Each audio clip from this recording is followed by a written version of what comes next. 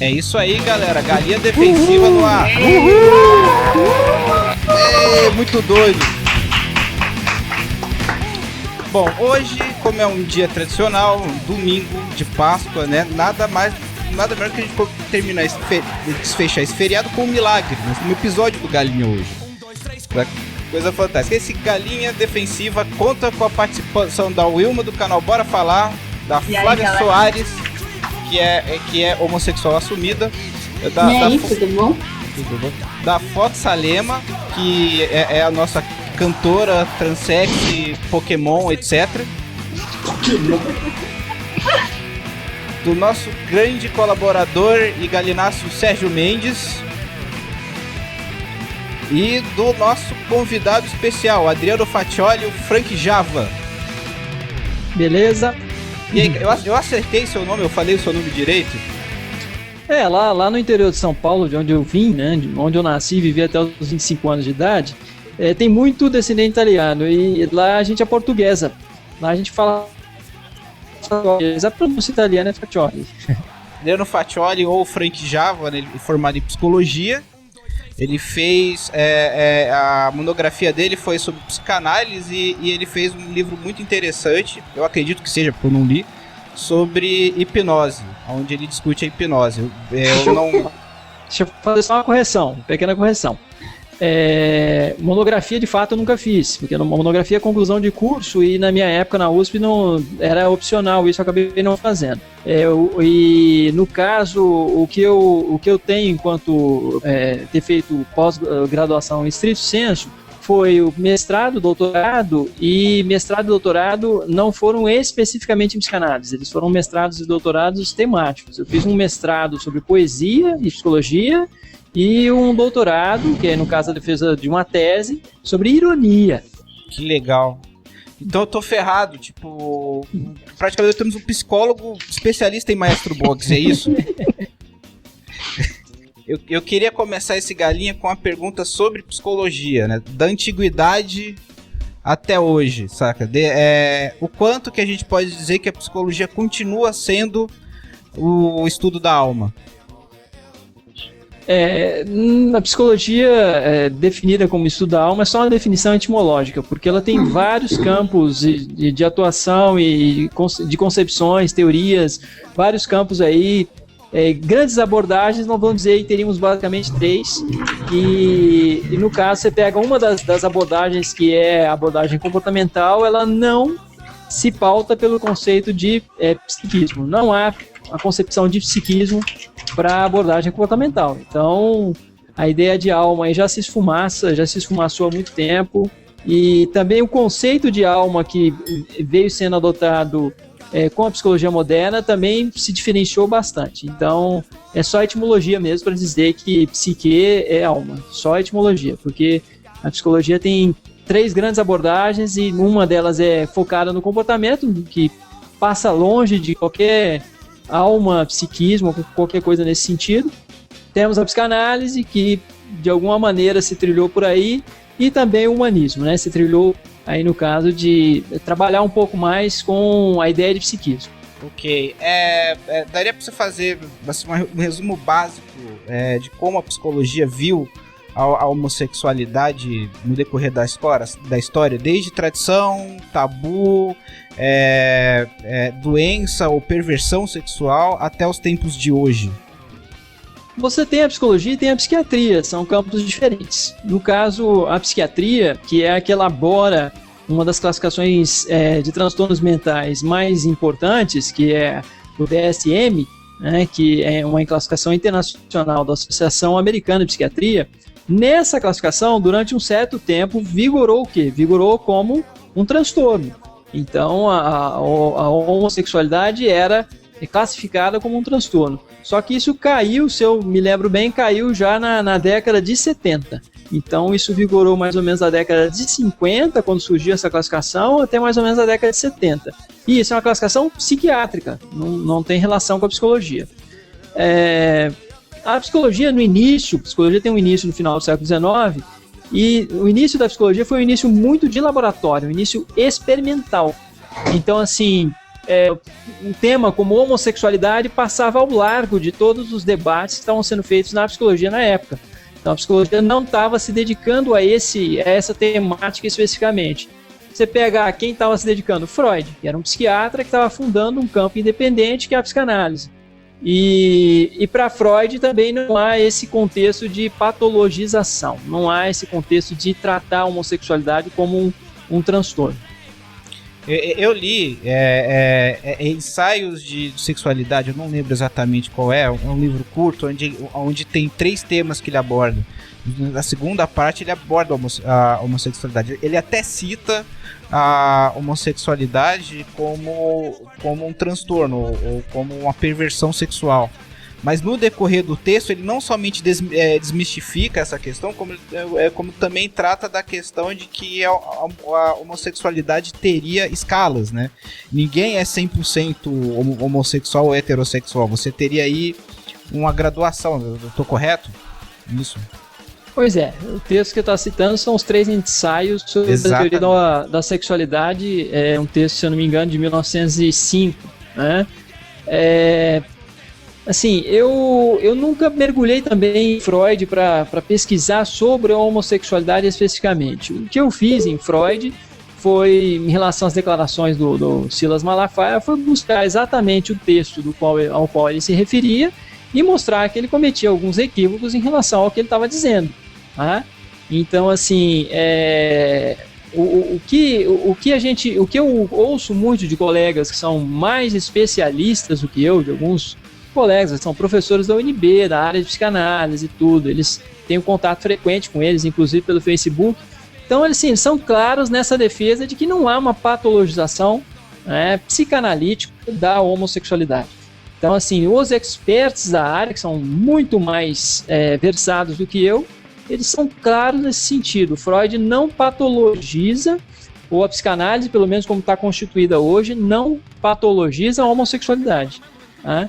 Então é isso que eu posso colocar aqui para vocês. Agora, o que é exatamente em Freud, como é que é e tal. Não, eu não me aprofundei nesse tema na obra de Freud.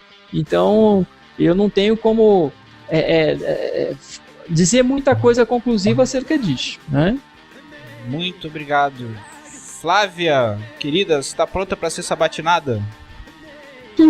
Tô, pode mandar. Então tá. Bom, desde quando você se viu ou se compreendeu homossexual e como é que foi essa transição, essa aceitação de você como você é? Olha, na verdade, eu sempre fui gay. O que acontece é que eu cresci num meio totalmente hétero. Então, até você se dar conta que é gay, demora um pouco. Porque você segue o padrão de as meninas beijam os meninos e por aí vai. Só que eu nunca me apaixonei por um homem. E na verdade, depois, quando eu fiz lá pelos meus 15 anos, eu estudei na Escola Técnica Federal de São Paulo. E aí lá era meio que uma gaiola das loucas e eu acabei me achando. E aí depois eu fui perceber que mais pra trás, em alguns relacionamentos que eu tive com amigas, mesmo não tendo a conotação sexual, na verdade eles já eram indícios de amor, vamos falar assim, de se enamorar pela menina. E assim, foi muito complicado, porque ao mesmo tempo que eu me descobri, eu estava entrando na igreja evangélica. Foi tudo junto. E eu também fiz teatro durante 4 anos. Eu fiz tudo isso junto.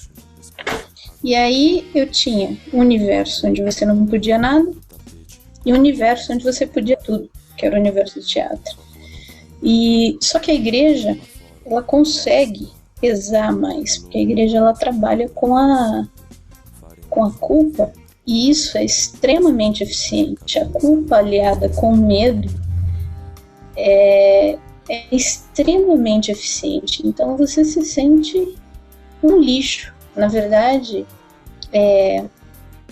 Teve um comentário hoje que eu li da Joelma, da banda Calypso, ela dizendo que ela é contra o casamento gay e tal, porque ela fala, você precisa ver o sofrimento que tem bailarino, tem, enfim, N pessoas que têm esse sofrimento. As pessoas só não conseguem perceber que o sofrimento que é causado ao homossexual, que é causado a gente, não é pelo fato de nós sermos gays, e sim porque a sociedade é que olha pra gente de uma forma patológica. E é isso que causa sofrimento, não o fato de você, enquanto tá você dentro da sua casa com o seu cônjuge, tá tudo tranquilo.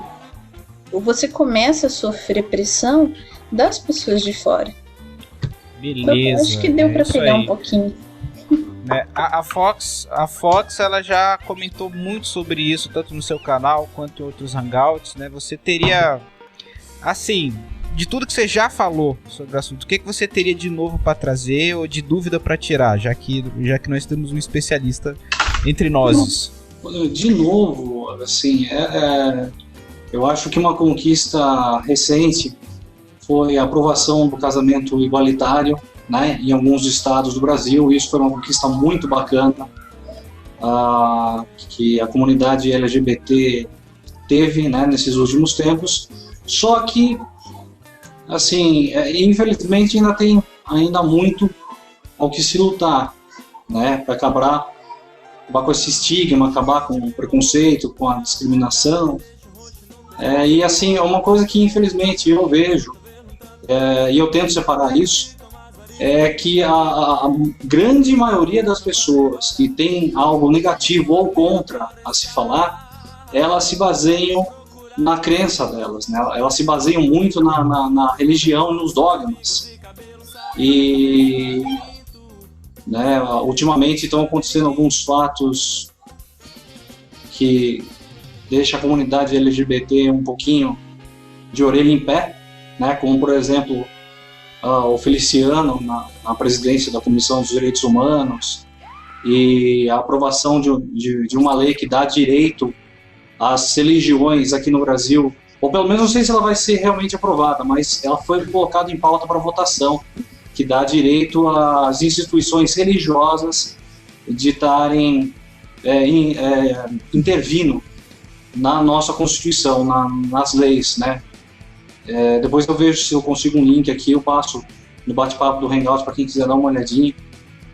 E eu creio que é isso. Qualquer coisa o pessoal pode estar perguntando e eu procuro sanar as dúvidas da melhor maneira possível, dentro dos meus limites, né, e vivência. Beleza. Alguém tem mais alguma coisa a comentar ou eu posso passar para a próxima parte? Eu tenho, Vamos eu lá. tenho, que a questão de ser doença ou não, patologia ou não, eu acho que alguns conceitos importantes têm que ser frisados, tá? E assim, ser frisados em relação ao conceito mesmo de patologia, tá? Independente de abordagem dentro da psicologia. Porque você fez a pergunta lá e ficou parecendo que minha abordagem é psicanalítica. Não, sim, eu sou psicólogo. Eu sou psicólogo, eu fui orientado. Eu fui orientado psicanalista. Eu fiz a doutorado, mas. Não, eu fiz a pergunta do ponto de vista das ciências mentais em geral. Sempre quando eu me referir a você, eu vou tratar assim. Então vamos lá, olha só. Das ciências mentais em geral, desde da neurologia à psicologia, passando também pela psiquiatria, neuropsicologia, que é uma novidade, entre aspas. Mas vamos lá então, olha só. Uma noções de psicopatologia geral, tá? Para você ter uma patologia, para você ter uma doença, você tem que ter algum nível de disfunção, tá? E esse nível de disfunção, ele vai, de alguma forma, impossibilitar a pessoa de viver em sociedade, ou impossibilitar a pessoa de trabalhar, impossibilitar ou fazer com que a pessoa sofra muito, e sofrendo muito ela fica muitas vezes incapacitada também, né? Só que aí como é que é, né? A questão homossexualidade, ela é uma disfunção? Ela produz alguma incapacidade do sujeito para o trabalho, do sujeito para ele aprender, para ele numa sociedade como a nossa, homofóbica, sim, né, talvez cause muitas dificuldades. Então, o fato da sociedade, né, ser uma sociedade homofóbica, é daí que você pode ter patologia, mas aí não é porque o sujeito é homossexual, como já foi colocado aqui. Não é porque ele é homossexual, mas porque a sociedade no qual o sujeito é inserido está, de alguma maneira, atuando aí para que o sofrimento dele esteja intenso, né? E que ele, de alguma maneira, até tenha dificuldades para se adaptar a uma série de estruturas. Mas é importante o que, então? Uma pessoa, quando está doente, o que você tem? Você tem uma pessoa que não consegue fazer as coisas sozinha, né? Então, não é esse o caso, né? Uma pessoa que perdeu a autonomia. No caso, tem a perda da autonomia também em relação a si mesma, aos seus próprios impulsos. A pessoa que não consegue mais se controlar, por exemplo, ela é escrava dos seus impulsos e ela, de alguma maneira, ela irrompe e explode e perde a cabeça muito facilmente. Então, quer dizer, nesse caso, você pode ter uma pessoa que está, né, perdendo o controle em vários sentidos, no sentido agressivo, sexual.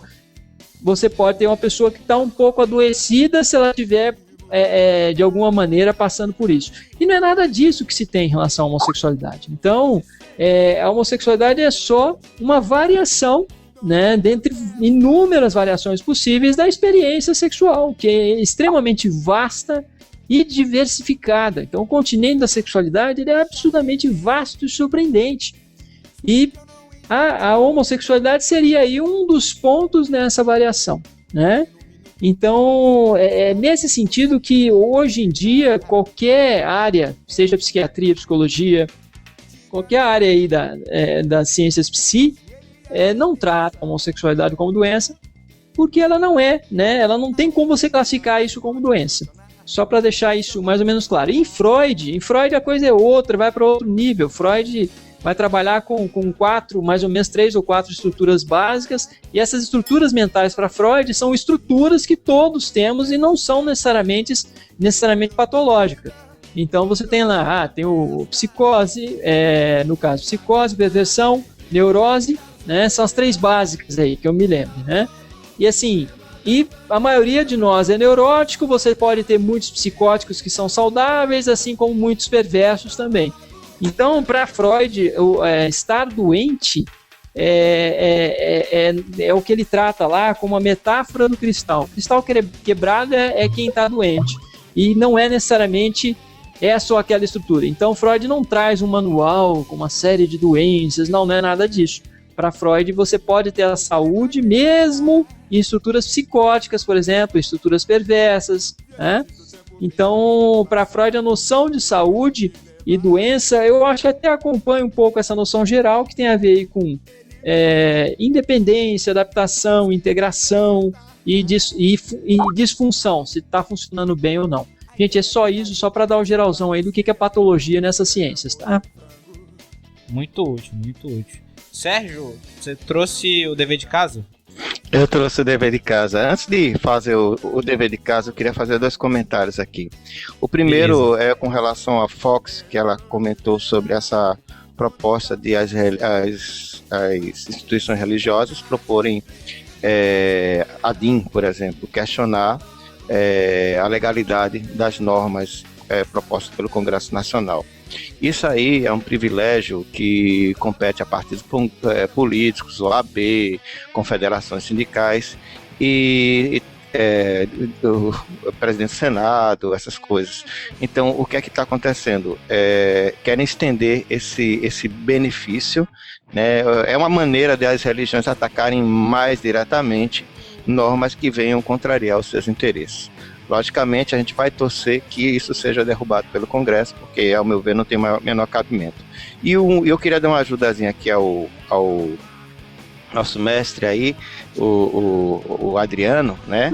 Que ele falou, não, essas normas a OMS deixou de considerar as doenças nos anos 70. Não.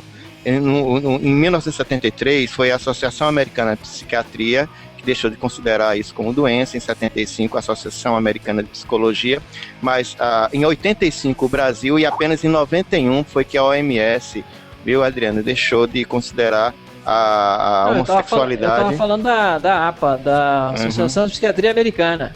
É Isso. muito nerd mesmo. O cara tem que trazer a data certinha, a hora. Não, o que eu Reunião. sabia, Sérgio, eu não sabia nada da OMS, o que eu sabia mais ou menos aí era da Associação de Psiquiatria Americana, que era da década É de porque 70. eu andei fazendo uns trabalhos aí e essa semana eu devo estar soltando sobre a homossexualidade, somente pra deixar a notícia mais clara. Não, Gente, não, pera aí, deixa eu ver se eu entendi. Você está soltando a sua homossexualidade essa semana? isso, daqui pra quarta-feira eu tô soltando a minha homossexualidade. Agora, Eita. pra ajudar... Chegou o olho do frango, caiu. Agora, gente, eu vou encher o saco de vocês durante 5 minutinhos, eu já combinei com o Boggs, vai ser somente somente essa introdução que eu acho pertinente, e no final eu faço uma pergunta pro nosso grande convidado, o Adriano, que tá aqui engrandecendo esse hangout, tá? Introdução com ou sem KY? Com KY, tá? Que dói menos. Que é pra Então não doer. vamos lá, é mais ou menos um editorial que eu escrevi e não dura mais do que 5 minutos, tá, gente? Então vamos lá. O jornal The New York Times e a CNN noticiaram este mês que o novo Papa, o Francisco, né, teria sido a favor não do casamento gay, mas da união estável dos homossexuais. Algo no campo do direito civil e não da doutrina religiosa. Esse fato me chamou a atenção porque pode significar o princípio de uma mudança de paradigma das religiões. Recentemente, na França, país de primeiro mundo, ressalte-se, né? Berço de muitos pensadores, foi palco de uma manifestação que envolveu mais de 100 mil pessoas que, alegando estarem lutando pelo direito da família, protestaram contra as iniciativas legislativas que visavam permitir o casamento homossexual. Na verdade, garantir os direitos civis. Quando eu vejo esse tipo de evento, a primeira coisa que vem à minha mente é uma pergunta: qual a origem disso tudo? De fato, é difícil a gente definir a gênese desse tipo de coisa, mas a arqueologia, por exemplo, já identificou objetos lésbicos, eróticos, até mesmo usados datados de 12 mil anos atrás. Não podemos esquecer que os principais inspiradores da filosofia cristã eram gregos, Platão, Sócrates e Aristóteles. E eles eram politeístas e praticavam atos sexuais com pessoas do mesmo sexo. Falando em Grécia, temos que lembrar que a homossexualidade e a bissexualidade durante muito tempo foi considerada normal nesse país e em Roma, no Egito também. Suspeita-se que Alexandre possa ter sido homossexual, apesar de muitos invocarem... Eu não. Não é você, é o Alexandre o Grande da Macedônia, apesar de muitos invocarem Plutarco para dizer o contrário. Mas a história é assim mesmo, e ninguém tem autoridade de dizer com certeza absoluta o que aconteceu no passado. Mas o fato é que Eduardo II da Inglaterra, Leonardo da Vinci, Padre Antônio Antas Barreto, Oscar Wilde, Príncipe Felipe e tantos outros teriam sido vítimas do preconceito e discriminação, que gerou inclusive a criminalização desse tipo de conduta, que dependendo da época e local, poderia resultar numa morte violenta. A grande questão hoje em dia é que pastores que condenam a homossexualidade dizem que amam o homossexual. Vocês presenciaram isso recentemente na Marília Gabriela. Eu duvido disso. E duvido com muita veemência, porque o que a Bíblia diz, que é o referencial deles, é que aquele que deitar com outro homem como se fosse mulher, certamente morrerá. E mais, essas pessoas não se preocupam em entender se as condutas homossexuais assim o são por condições genéticas ou congênicas ou de outra forma. E se fosse mera opção, qual seria o problema? Nem o geneticista tão festejado por Silas Malafaia, o Francis Collins, confirma aquela posição religiosa. Pelo contrário, chega a afirmar que os fatores que definem a homossexualidade provavelmente serão identificados pela ciência no futuro próximo. Em resumo, as sociedades recriminam o comportamento homossexual sem compreendê-lo. cadê sem compreendê-la adequadamente? Isso tudo porque, em textos escritos no Paleolítico, condutas hipócritas disseminam ódio e violência sem nenhuma base de informação e sim discriminatória. Constantino inventou uma religião e suas regras e, posteriormente, todos aqueles que quisessem desafiar a doutrina oficial foram destruídos, até, inclusive, grupos rivais cristãos. Assim, para terminar, não estou aqui para combater qualquer religião, mas sim para combater a ausência de motivos verdadeiramente sérios para julgar a conduta das pessoas. Então, caro amigo Adriano, deixo com você a seguinte bomba. O que leva as pessoas a discriminarem outras, recusarem a garantia de seus direitos civis, baseados apenas na fé incondicional? Deus está certo? Os homossexuais, Adriano, devem morrer? Bom, Sérgio, você colocou algumas questões e um dos pontos é sobre a homossexualidade na Grécia Antiga e na Roma Antiga, né? Então, assim, na Grécia, gente, também a homossexualidade tinha também seus aspectos problemáticos. Ela não era totalmente bem resolvida, igual a gente costuma ouvir. Bom, o que ocorria na Grécia? Na Grécia, o que era bem aceito era a pederastia, né? E a pederastia é o relacionamento de um homem mais velho com um homem mais novo, um púbere, tá?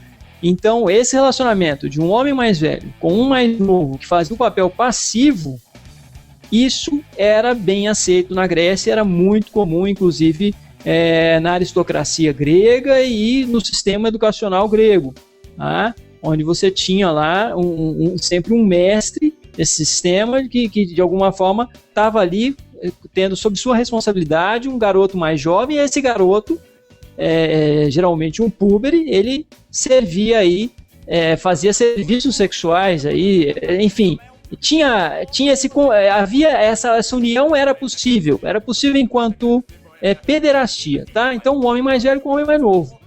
Agora, dois homens adultos era complicado para os gregos. Os gregos tinham tabus em relação a dois homens adultos, tá?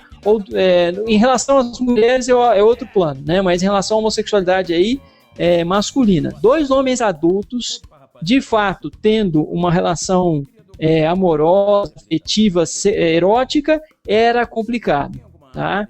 Principalmente se fossem dois cidadãos gregos. Por quê? Porque um homem teria que fazer o papel passivo. E o que era considerado a passividade era algo que era relegado às mulheres que não tinham cidadania e estavam bem próximas ali dos escravos. Tá? Então, assim, a história da homofobia é uma história muito ligada a uma história de opressão e subjugação das mulheres, que fique claro isso. Então, o movimento feminista está muito ligado ao movimento LGBT. Porque desde o início, pelo menos na nossa civilização ocidental, um repúdio ao feminino. O feminino como inferior e ao passivo na relação sexual como inferior. Então, aquele ser que vai ser penetrado e que vai, de alguma forma, desempenhar uma atividade sexual passiva na concepção grega. Então, esse dado que eu estou trazendo para vocês, eu lembro de ter lido há 20 anos uma entrevista com Michel Foucault, que escreveu a História da Sexualidade, 2 volumes sobre a história da sexualidade, que é uma referência aí também importante para a área. Então, eu acho que é uma relação muito forte, né, da gênese da homofobia com a subjugação e a desvalorização da mulher, do feminino. Tanto que os efeminados, também um homem adulto na Grécia, um cidadão grego efeminado, também era muito discriminado e também havia tabu em relação a isso, que fique claro esse ponto aí, tá? Então, Frank, não só na Grécia, né, mas também em outras civilizações, inclusive contemporâneas, não necessariamente a tolerância relativa ou absoluta homossexualidade significa inexistência de tabus e inexistência, inclusive, de sexismo, né, entre homens e mulheres. Então, está muito ligado ao sexismo. Essa é a minha impressão do que eu conheço, tá? É uma ligação muito forte com o sexismo e subjugação da mulher. Eu acredito que sim, muito embora a gente tenha sociedades como, por exemplo, a hindu, né, onde a homossexualidade é relativamente tolerada, né, mas a mulher ela está na mesma posição social que em culturas muçulmanas, ou até mesmo em culturas cristãs extremistas. Posso fazer um adendo rápido ao assunto? Sim, por favor. Eu não vou me lembrar. Conversa de Facebook já viu, né? Então também eu não tive como averiguar a veracidade disso, mas disseram o seguinte, né? Tava tendo uma conversa sobre os estereótipos, né? Que o gay seria fraco, não serviria para luta, por exemplo, né? Para servir nas Forças Armadas e coisa e tal. E aí foi falado que, e eu não sei se procede ou não, que na época antiga, por exemplo, em Esparta, era até mesmo que não só comum, mas era também incentivado o casamento entre dois guerreiros, obviamente homens, né? Por quê? Porque supostamente em batalha eles teriam um incentivo maior, porque eles poderiam dar a vida por quem eles amam, mas eu não sei se procede ou não. Então, supostamente, os melhores guerreiros, eles tinham relacionamentos amorosos, né, não falando só de sexo casual, e laços afetivos fortes para desempenharem papéis na guerra, na batalha, de uma maneira mais eficaz. Aí eu não tenho fontes, eu não sei se realmente procede essa informação ou não. Eu li sobre isso, sobre alguns segmentos de exército, né? Alguns batalhões, de fato, eram batalhões. Eu acho que eu tampei tua fala, desculpa. Não, pode prosseguir. O áudio deles perdeu. Não, tudo bem, pode prosseguir. Mas ele tem que se avisar. O teu áudio se perdeu, Fox. Eu acho que foi ela mesmo que desligou o microfone. Eu mesmo desliguei para você falar. Para o pessoal já encerrei, valeu, Fran. Desculpa, eu sou novo nessa história de Hangout, de aprendizagem, então não sei. Tá ciente, nem esquenta.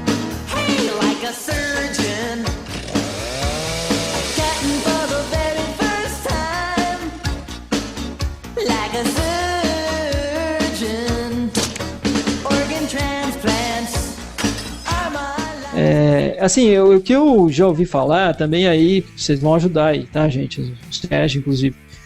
Tinha alguns segmentos, alguns batalhões, alguns grupos, né, de exército e tudo, onde você tinha grupos de exército que eram com casais mesmo, tá? Mas isso não era algo prevalente na sociedade grega, tá? Não era prevalente na polis.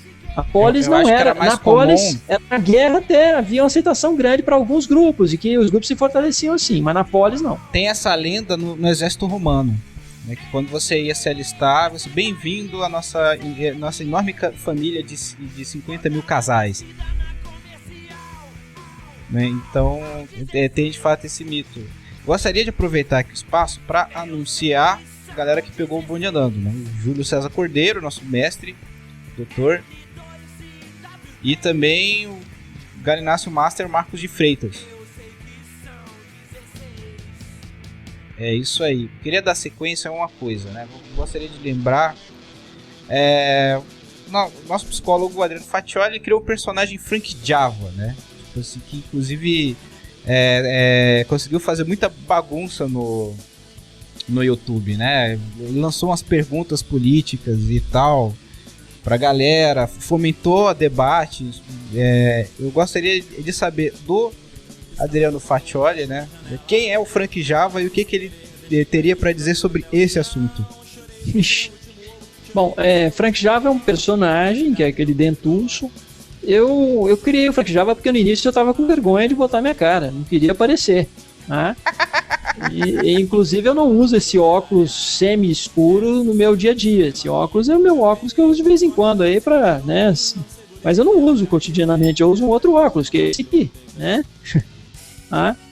Então, assim, eu queria me esconder. Aí eu falei, tem que me esconder, e no primeiro momento eu pensei num personagem que fosse um palhaço, mas aí para se vestir de palhaço dá um trabalho do cão, né? Não consegui, achei bem trabalhoso. Aí eu peguei, fui num dentista aqui perto, em Brasília, fiz um molde em gesso na minha boca e mandei lá no interior de São Paulo pro meu pai, que é protético, e ele fez a dentadura.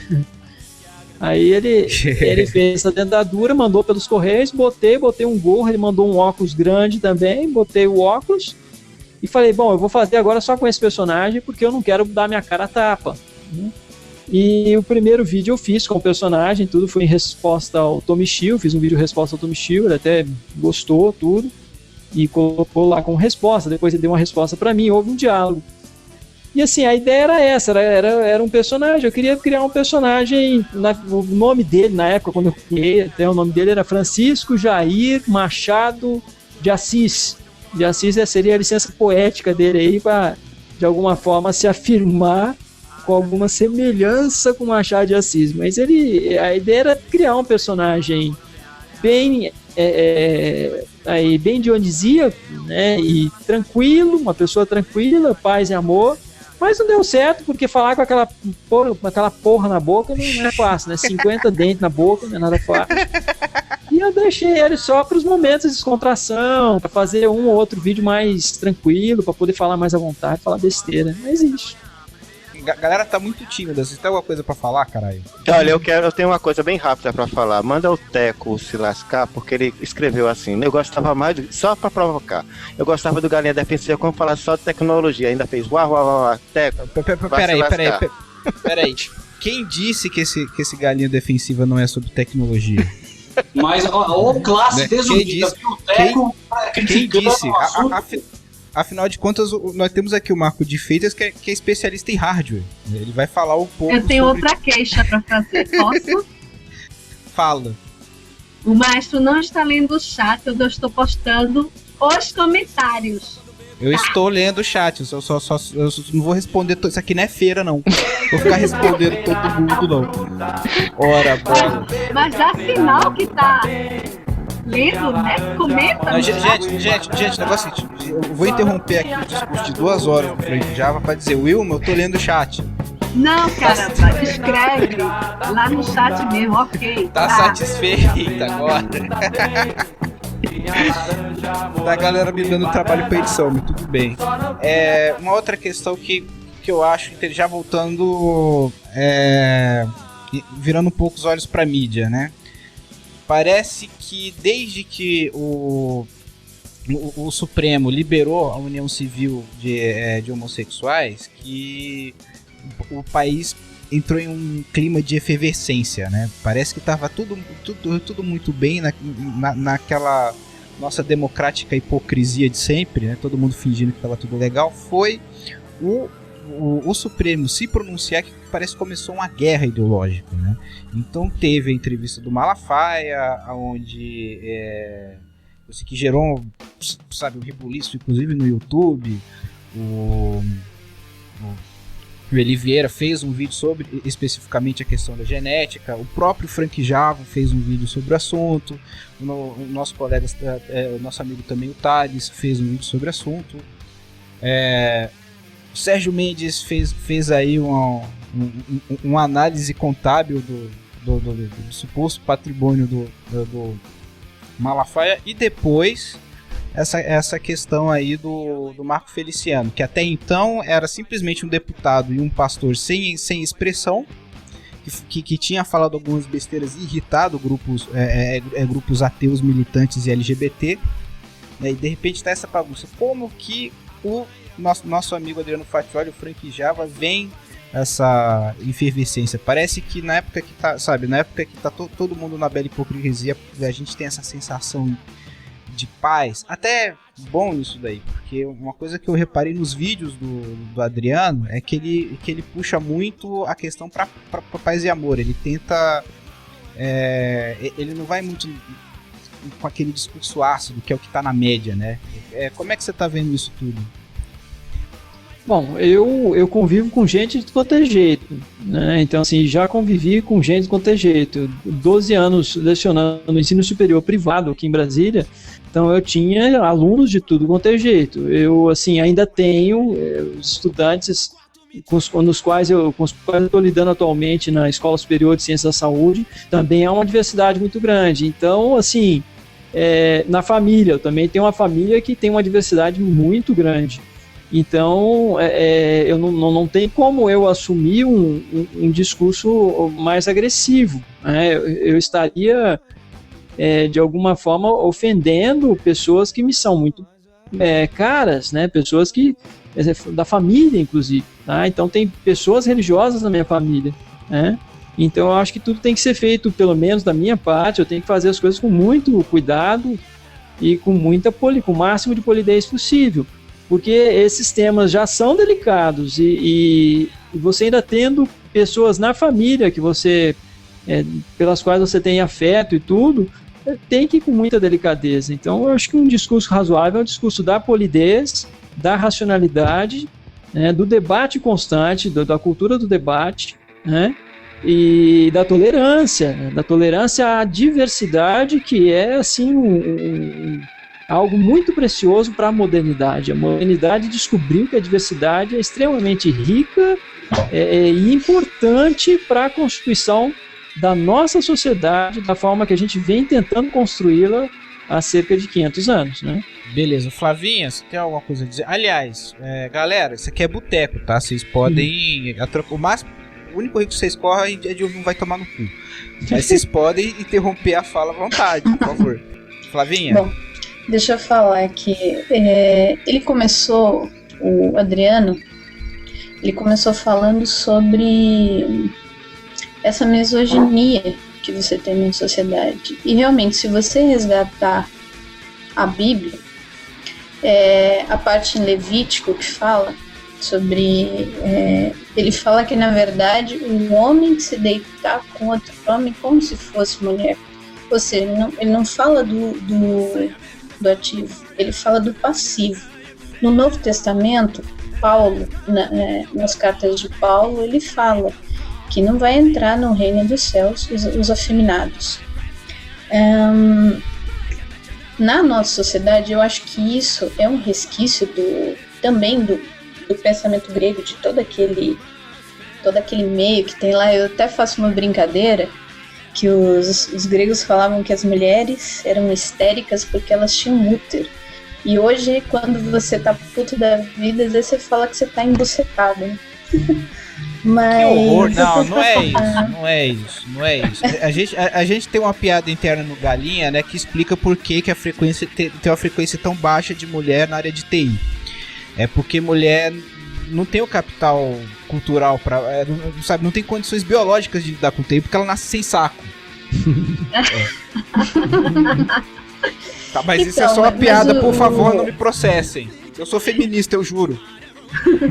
Mas assim, o que eu acredito eu trabalho em obra e é um lugar extremamente machista. E assim, é muito comum vocês perceberem que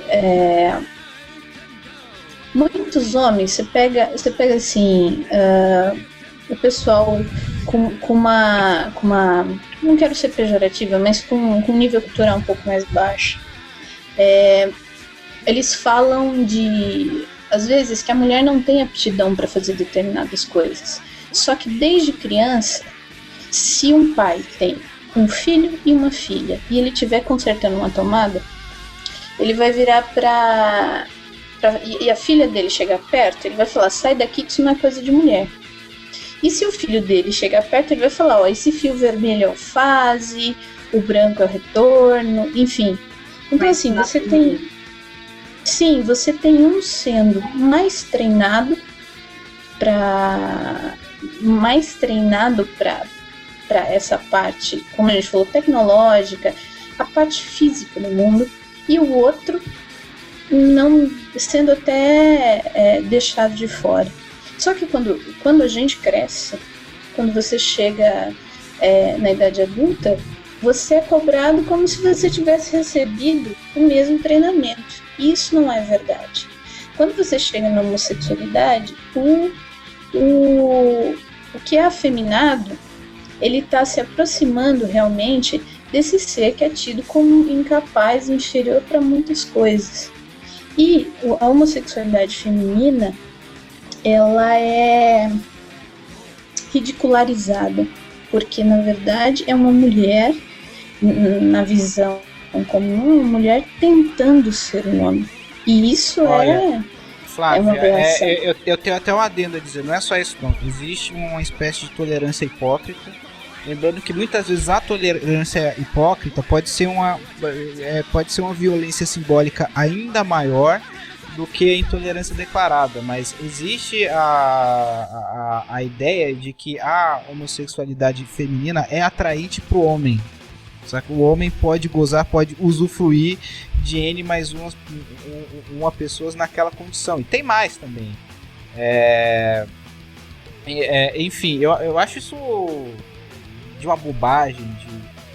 A erotização da homossexualidade é absurdo, né? Assim, eu conheço muito cara aí que não dá conta de uma mulher, vai dar conta de duas. Isso porque eles não entendem que se a mulher é lésbica, eu já vi babaca indo em festas LGBTs e tentando falar que é bissexual para dar em cima de lésbicas bonitas. Não vai rolar, meu. Né? Assim, a pessoa tem que raciocinar um pouquinho. O que eu acho é que assim, essa erotização existe em relação às lésbicas femininas, mas a partir do momento em que você encontra uma caminhoneira, vamos falar assim, por exemplo, as pessoas têm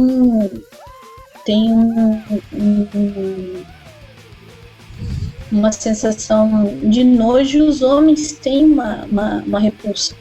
E aí vem a frustração, porque na verdade o que erotiza não é a lésbica. A lésbica mesmo, ela não vai ficar com o homem, como você acabou de falar.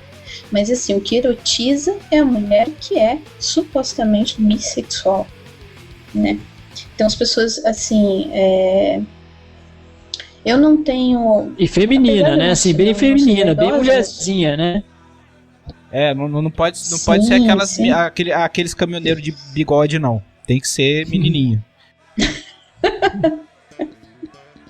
É verdade. Mas assim, por exemplo, e o que é muito comum, isso já aconteceu. Não tem coisa mais machista mesmo, né? Do que achar duas mulheres lindas, né? Juntas, não é? Assim, é bem machista. Quando você vê essa tolerância ao que seria, o que você eu acho que você está dizendo tudo mesmo nesse sentido. Então, assim, não há uma tolerância à homossexualidade feminina, não é isso mesmo, não. O que há é um fetiche em relação mesmo à possibilidade de algumas mulherzinhas, né, algumas menininhas estarem disponíveis na bissexualidade. Na verdade, isso é bem machista mesmo, essa apreciação parcial da homossexualidade entre aspas, né, da homossexualidade feminina. É bem machista mesmo. Mas assim, é que na verdade a gente tem um padrão de sexualidade masculino. Tanto que já perguntaram para mim diversas vezes porque como é que acontece o intercurso sexual se a gente compra brinquedos, porque na cabeça de um homem não entra que eu possa me satisfazer sem só se o cara for só se o cara for muito cabaço, na boa. Sabe? Mas boa parte é. Gente, a maior parte na boa, quem nunca usou a desculpa, sabe que veio a desculpa, não, a gente não vai transar hoje, amor, e ainda assim descabelou a menina sem penetração. Tá, eu acho que, na boa, se o cara tem essa noção de homossexualidade, seja masculina ou feminina, só que o cara não entende nada de preliminares. Isso daí é coisa de cabaço. Sim, mas aí você falou a palavra certa. As pessoas não julgam que, por exemplo, duas mulheres consigam ter uma relação sexual completa e que elas fiquem só nas preliminares. E na cabeça deles isso não é satisfatório. Vem até aquela frase sexista que eu vou acabar citando, eu vi numa entrevista do Jô, eu não lembro, era um senhorzinho que falou assim, enquanto eu tiver língua e dedo, mulher nenhuma me mete medo. Vinícius de Moraes. Porque o cara já tava na casa do que nem Viagra mais dava conta, então acho que... Mas isso não é... Isso daí não é machismo, isso daí é realismo, cara. Tem que tratar bem. Fala, amor. Deixa eu dar uma guinada aqui um pouquinho no... Não dou não, mas faz assim mesmo. Ó, deixa eu perguntar aqui pro Frank. Frank, você se sentiria à vontade de comentar sobre o Frank ou sobre o Silas Malafaia e esse julgamento que está havendo no Conselho de Psicologia a respeito das posições dele? Você poderia comentar? Eu ia fazer essa pergunta, antes eu ia fazer, mas enfim, já que você tocou no assunto... Não, a gente pode deixar para depois, se você quiser. Não, que até a questão, porque teve, inclusive, uma petição, né, pedindo para o Conselho de Psicologia para retirar o Malafaia, né? Mesmo eu assinando essa petição, eu entendo que o Conselho de Psicologia tem autonomia absoluta para decidir isso, saca? Tipo, eu assinei essa petição de forma meramente simbólica, né? Como psicólogo, né? Até onde você pode falar alguma coisa sobre isso e o que você teria para falar? Eu acho que o Malafaia merece uma advertência. Em que sentido? De que ele, quando ele for falar ele tem que distinguir muito bem de onde ele está falando. Então, assim, agora eu estou falando como pastor. E enquanto está falando como pastor, ele não pode ficar citando Freud, não pode, né?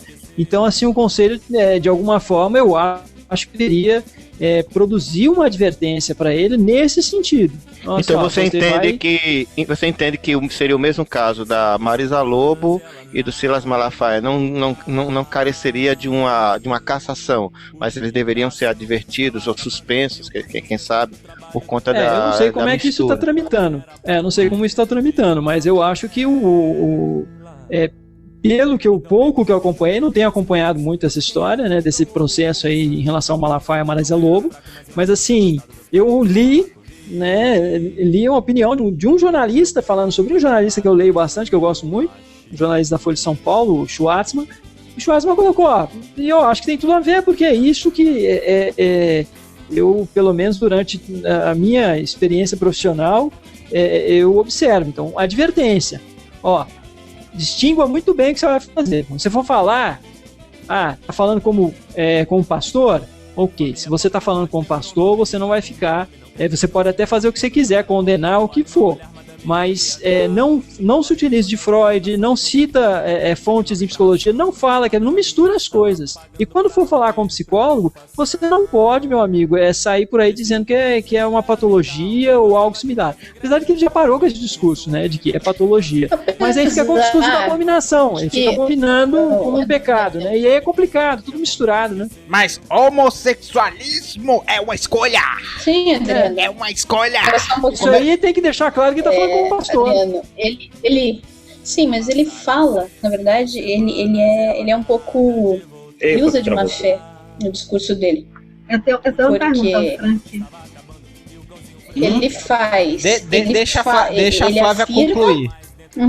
Então, ele afirma como pastor e depois ele dá um jeito de dizer que é psicólogo também. Então isso ratifica o que ele fala, como se ele não estivesse falando só da fé.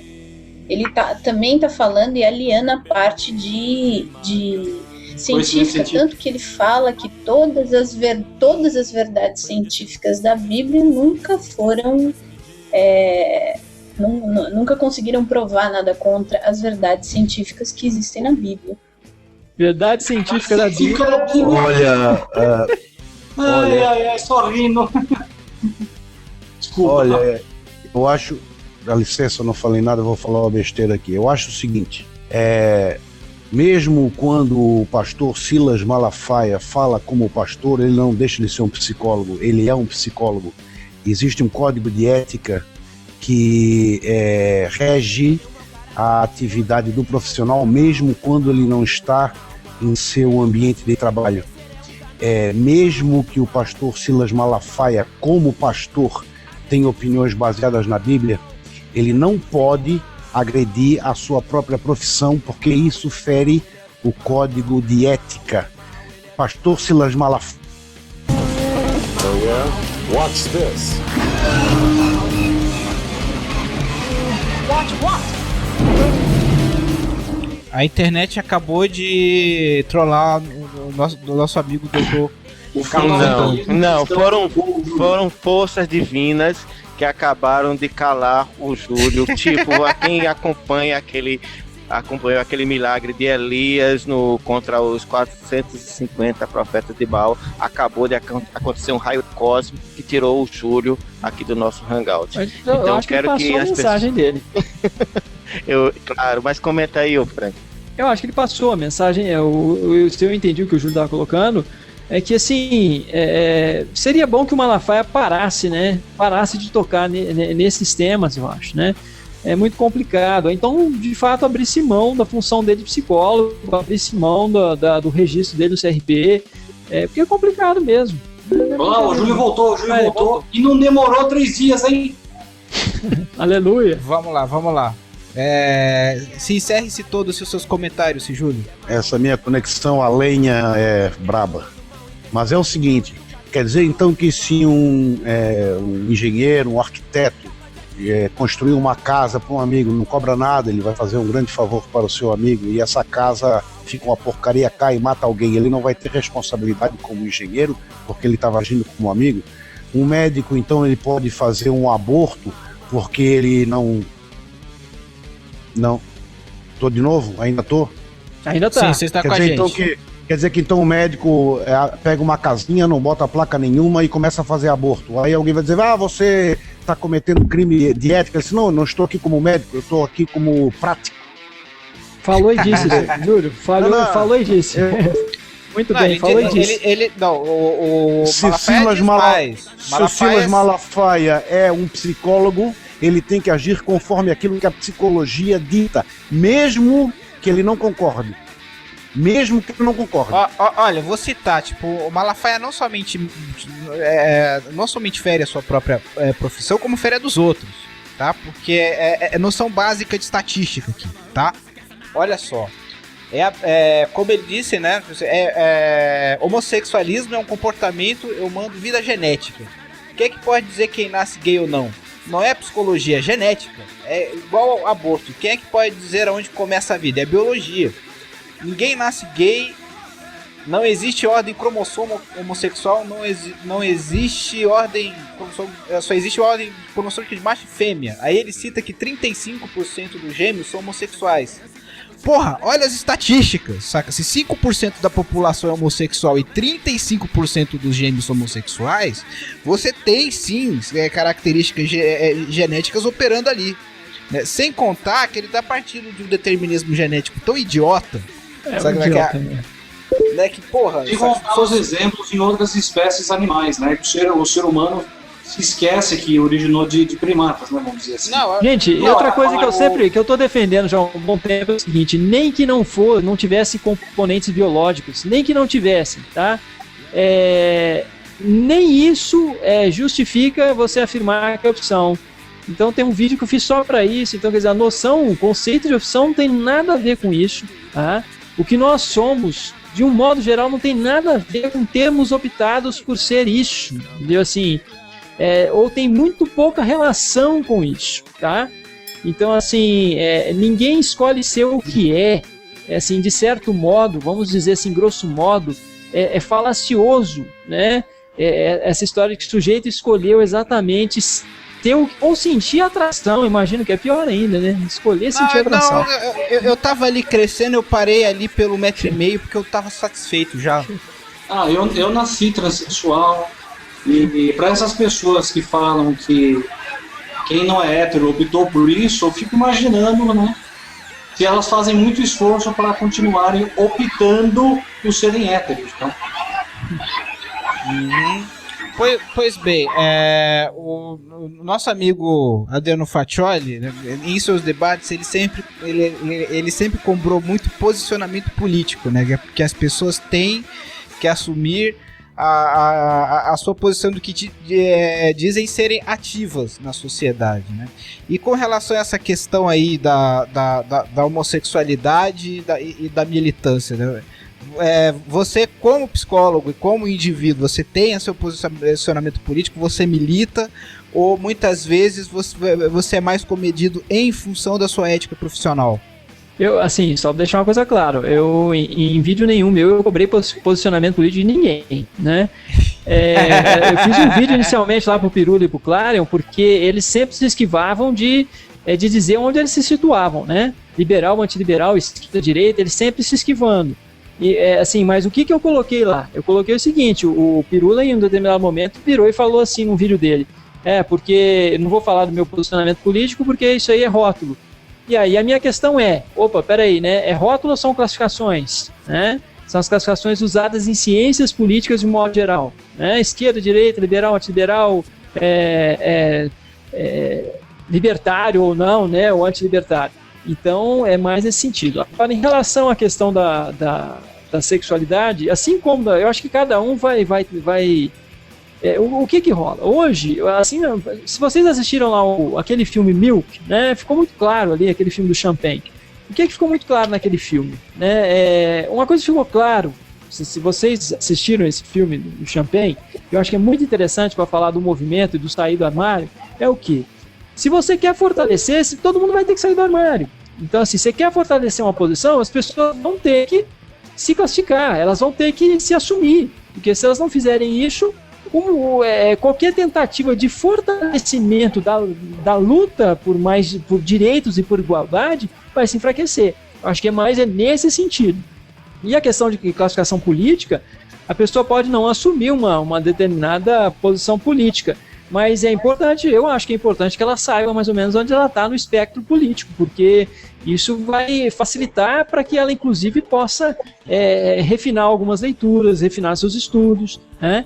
Agora, em relação à questão dos direitos civis, a questão da orientação sexual, é muito importante, sim, hoje em dia, que as pessoas se unam e saiam do armário e se assumam e que tornem isso o máximo possível público para poder fortalecer a luta pelos direitos civis nessa área.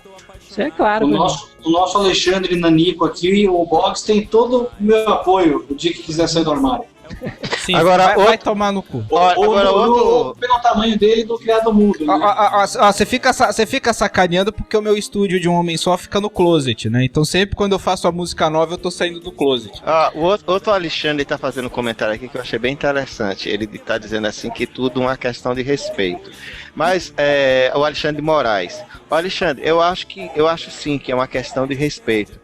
Mas a partir do momento que a gente estuda a genealogia de como tudo isso surgiu, quais são as raízes da homofobia, a gente precisa atacar esse problema porque ele não deixa de ser ideológico, né? Ou seja, o religioso em si, normalmente ele não está preocupado em estudar cientificamente ou conhecer quais as razões da homossexualidade. Ele apenas pega um livro escrito na Idade do Bronze que simplesmente diz que aquilo é um ato abominável, que essas pessoas devem ser mortas. Pegam aquele livro como referencial e utilizam esse livro para justamente atacar a homossexualidade. E eu acho interessante esse tipo de coisa, porque houve uma grande complexidade, uma disputa aí como etimológica, né, a respeito de homossexualismo e homossexualidade. Vou ser breve nesse assunto. O termo da Organização Mundial de Saúde era homosexuality, ou seja, em princípio seria homossexualidade trazido para o português. Acontece que no Brasil o termo homossexualismo ficou muito linkado à doença, né, a doença e por conta disso não é uma questão de grafia, não é uma questão de origem de etimologia, mas sim uma questão puramente do politicamente correto, ou seja, com essa palavra homossexualismo esteve linkado durante muito tempo à doença, as pessoas, a imprensa e os próprios membros LGBT, inclusive aprendidos com a Fox, decidiram utilizar o termo homossexualidade. Então, não é que exista qualquer erro na raiz desse problema. Teve gente até que falou, um paspalho aí que falou que homossexualidade era para pessoas do sexo feminino e homossexualismo era para pessoas do sexo masculino. Não tem nada a ver. Não, o paspalho não. Peraí, o paspalho não. É o Tom Melo do canal Pizzaria de Merda. Tem algumas pessoas que eu tenho a ética de não citar o nome, mas quando o cara é bandido eu sinto mesmo. É o Tom Melo falando merda. Não, então assim, algumas pessoas cometeram algumas trapalhadas por pura ignorância, mas a gente não pode mandar na ignorância das pessoas, que a falta de conhecimento a falta de preparo. Mas assim, a única coisa que a gente pode dar essa orientação é que não existe nem... Você pode utilizar etimologicamente qualquer um dos termos, mas as pessoas decidiram usar assim, e mais, a língua, gente, se você for olhar pelo aspecto da linguística, a língua é uma coisa dinâmica e vai se modificando conforme a própria sociedade vai escolhendo seus termos. E hoje em dia até o termo homossexualidade tende a ser modificado para homoafetividade. E quem sabe é assim que as línguas vão se modificando. Somente eu concordo com o Sérgio. É que assim, só um adendo rapidinho. É que muita gente, obviamente, que é contra pessoas não héteros, tenta utilizar o termo, né, com o sufixo ismo para desmerecer, né, para denegrir, para diminuir. Acho que é por isso que a comunidade LGBT, de certa forma, acaba se doendo tanto em relação a isso. Mas, enfim... Olha só, Frank, Malafaia fala muito e cita muito que homossexuais geralmente na fase adulta expressam esse tipo de orientação por conta de trauma na infância, por serem abusados sexualmente na infância, né? Aí eu queria saber de você o que a psicologia tem a dizer sobre esses abusos, se influenciam ou não, ou se isso é balela, enfim, né? Menos da metade. Bicho, entrou aí. Porra, Pokémon, você tá tentando fazer um negócio? Fala aí, Pokémon. A voz tá normal? Não, tá parecendo uma bicha. Não. Tá cortando ou tá doido? Tá inteligível. Bom, já que você votou, nosso Galináceo Master das antigas voltou, Pokémon, faz uma pergunta inteligente, vai. Tá parecendo uma linha direta. Eu escrevi, olha, o Malafaia diz 46% das pessoas são homossexuais foram abusadas sexualmente na infância. Sendo que, segundo ele, isso significa que não é a escolha da pessoa, né? Como que estão dizendo que é a escolha se a metade foi abusada? Sei lá, pode ser. Peraí. É tipo isso. Só que depois ele mesmo fala que quando um é homossexual, não gênero. Um é homossexual e o outro não necessariamente é homossexual, ele diz que tem que ser 100%. Pela lógica do cara, então 100% dos gays tinham que ser abusados, né? Olha, eu acho, inclusive, eu ia citar esse dado, mas eu acho que, inclusive, que esse dado foi desmentido. Esse dado do Malafaia. E tem mais, não só o Malafaia, o Ricardo Gama, esses dias, veio com esse papo de estatística, saca? Sabe aquela história, olha, eu não quero dizer nada não, eu não sou contra os homossexuais, mas aí o cara ficou insinuando, né, que existe uma relação muito grande, uma proporção muito grande, só que, poderia haver uma proporção estatística entre homossexualidade e pedofilia, né, e que inclusive, sei lá, o Ministério da Saúde estava censurando essas estatísticas. Então, sabe, o nego tá tirando... Cara, é aquela história que eu sempre falo, né? As estatísticas comprovam. O cigarro é a maior fonte de pesquisas estatísticas. As estatísticas comprovam que 70% das estatísticas são manipuladas. Box, na realidade, essa pesquisa que saiu, que o Malafaia divulgou, na realidade ele pegou uma única pesquisa, né, e utilizou ela como parâmetro universal, tá? E deturpou ainda a interpretação, a análise dessa pesquisa. Essa estatística não teria tirado daquele livro que é publicado, inclusive pela própria editora dele, não? Não. Essa foi uma pesquisa científica, foi um artigo científico que foi publicado. E inclusive eu cheguei até a debater essa pesquisa com o Thales, mas assim, o que ele fez foi simplesmente pegar uma única pesquisa e usar como parâmetro universal, uma única pesquisa num determinado local, num determinado tempo, e utilizar como parâmetro universal quando você precisaria de um conjunto enorme de outros dados. E além disso, ele fez uma série de outras deturpações. Então, portanto, não tem nenhuma validade como uma interpretação genérica, e sim uma interpretação específica de um determinado lugar, de um determinado momento, e com a validade extraordinariamente limitada. Isso mostra o malcaratismo dele, né? Assim, de deturpar esse tipo de informação. E vamos supor que 50% das pessoas que não são héteros, entre lésbicas, bissexuais, homossexuais, masculinos e tudo mais, tivessem sido abusadas. Vamos supor que fosse verdade isso. Né? Vamos supor que metade delas foi em função disso. Então já cai por terra o argumento dele, que ele fala que é uma escolha, né?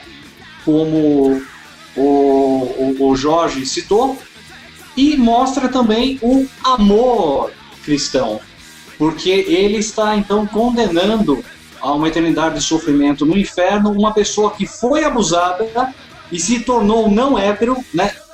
Por essa, entre aspas, muitas aspas, né? Lógica de raciocínio. Quer dizer... Galera, bom, vou fazer uma pergunta aqui, é meio complicada, vamos ver se eu vou fazer entender. Eu sou uma pessoa que usa a linguagem do humor o tempo todo e não é qualquer humor, não, é humor ácido, né? Eu não tenho essa coisa eu fiz uma piadinha lá com peneirinha, mas foi só uma piada. Não foi só uma piada, não, foi uma forma jocosa de protesto. Sabe, de tentar mostrar para a população que aquele determinado cidadão que está querendo representar os blogueiros, que está querendo se candidatar a vereador, é um grandíssimo picareta, né? E agora eu também vejo isso acontecendo para todos os lados. Por exemplo, o Marco Feliciano foi vítima de chacota no Instagram porque ele tirou uma foto parecendo uma bichona, aí a galera desceu o pau, né? Como é que você vê essa questão da ironia na militância LGBT e na militância evangélica também? Você não acha que tem grupos que de repente estariam utilizando do humor, sabe, para fazer propaganda machista, como no caso do site da Defesa Hétero, etc? Bom, eu acho que humor é uma arma muito importante, né? É muito importante para qualquer mensagem, para qualquer aparato ideológico, eu acho fundamental, né?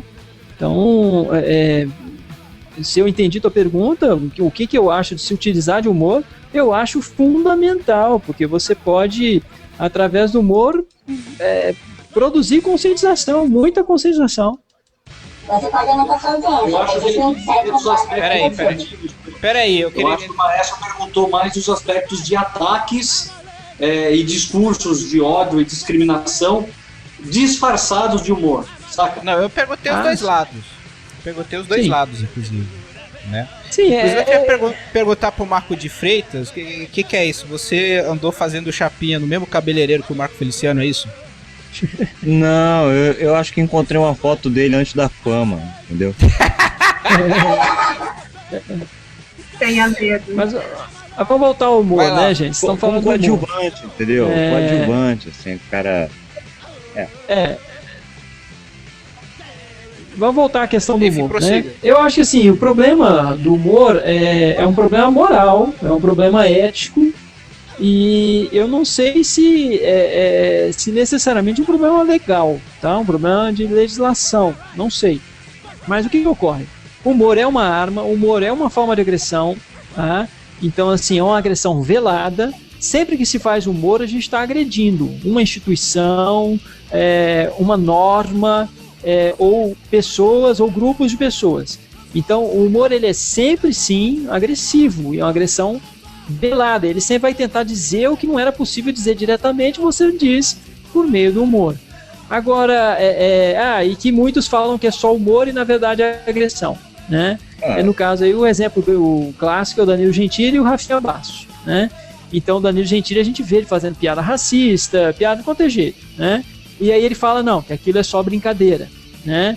Eu acho que é uma questão moral. Em que sentido? Porque assim, ok, você vai fazer uma piada, né? Você vai brincar, com quem que você vai fazer a piada, né? Porque piada, elas vão agredir de alguma maneira. Quem que você vai agredir, né?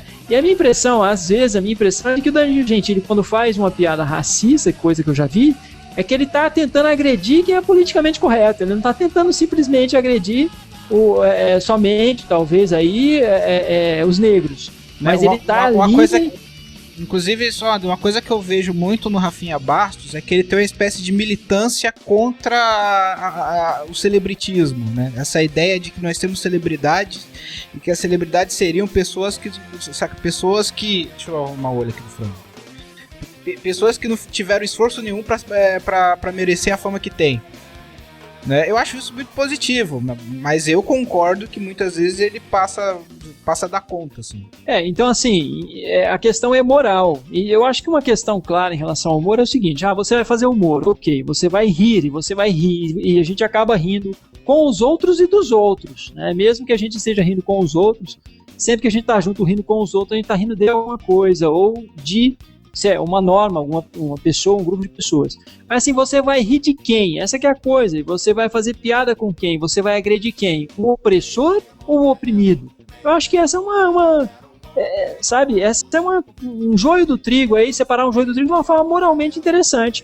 Com quem você vai fazer piada? Você vai fazer piada com o oprimido? Com o cara que tá lá arrebentado socialmente, é com ele, né, explorado, tudo é com ele que você vai fazer piada? Ou você vai fazer piada com o opressor? E aí o Laet tem uma definição de humor para ele, né, que fazer humor é passar a mão na bunda do guarda.